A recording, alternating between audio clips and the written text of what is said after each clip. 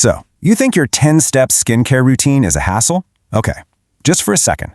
Imagine casually rubbing radioactive radium all over your face to get that healthy glow, only to have your jawbones start to literally dissolve.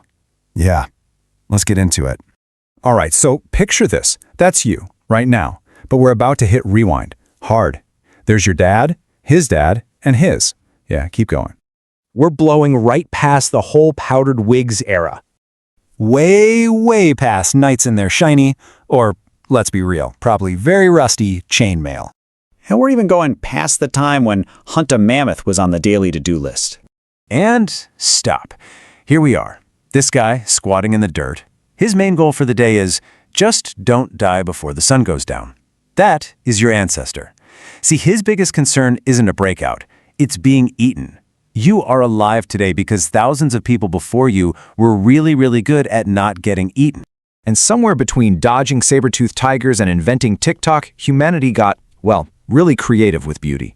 So today, we're going to look at those times when killer looks wasn't just a compliment, it was a potential cause of death. We're ranking history's most lethal beauty standards from a tier D all the way up to an S. Let's kick things off at the bottom with Tier D.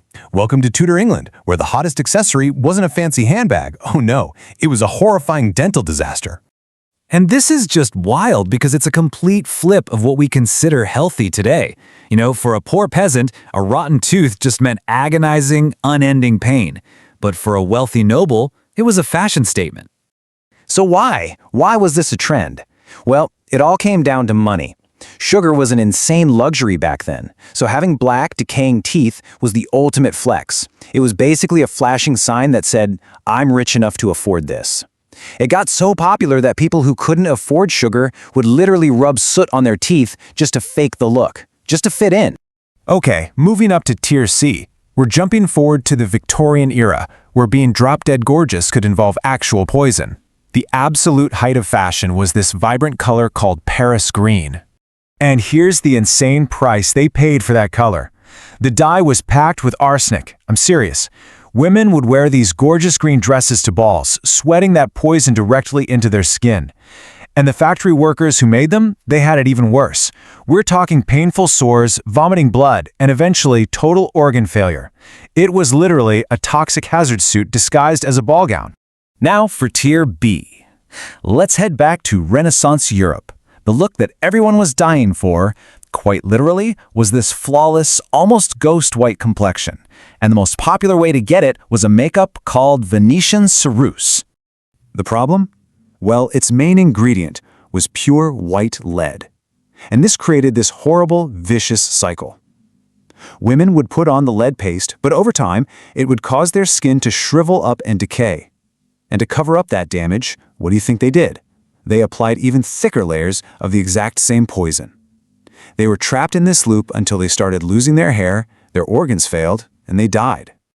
All right, we're climbing to Tier A. This takes us to 10th century China, where the ideal of beauty involved a level of physical mutilation that is just staggering to think about. I'm talking about foot binding. The goal here was to create what was poetically called a lotus foot, a foot that was so small it was only a few inches long. It was seen as the absolute peak of delicacy, refinement, and beauty. But the process to achieve this, well, it was anything but beautiful. It would start when a girl was just a child. First, her toes were bent completely under the sole of her foot. Then, the arch of the foot itself was broken. The whole thing was then bound up tightly in cloth to stop it from growing naturally. This caused lifelong excruciating pain and constant life-threatening infections as the flesh would rot inside the bindings. All of that for an aesthetic. And finally, here we are. We've reached the top, Tier S. For this, we're jumping to the early 20th century, for a trend that was, and I mean this literally, radioactive. See, when radium was discovered, people saw this stuff that glowed and just thought, wow, energy, health. They had absolutely no idea it was deadly. Cosmetic companies wasted zero time. They started putting radium in everything, face creams, lipstick, even toothpaste, promising customers a vibrant, healthy glow. Women were actively, eagerly painting their faces with radioactive material, completely unaware that the glow was actually severe radiation poisoning that was destroying them from the inside out. Probably the most famous and heartbreaking example of this is the Radium girls. These were young women who worked in factories, painting watch dials with glow-in-the-dark radium paint. And to get a really fine tip on their brushes, they were told to lick them. The result was just horrifying. Their jawbones literally began to crumble and dissolve. Which, of course, brings us back to you. After hearing all of that, does a bad hair day or an annoying breakout really seem so terrible anymore? So here's the thing to remember. The next time you're frustrated with your morning routine, just take a second and remember you're the miracle your ancestors fought mammoths for. And be very, very glad your moisturizer isn't radioactive.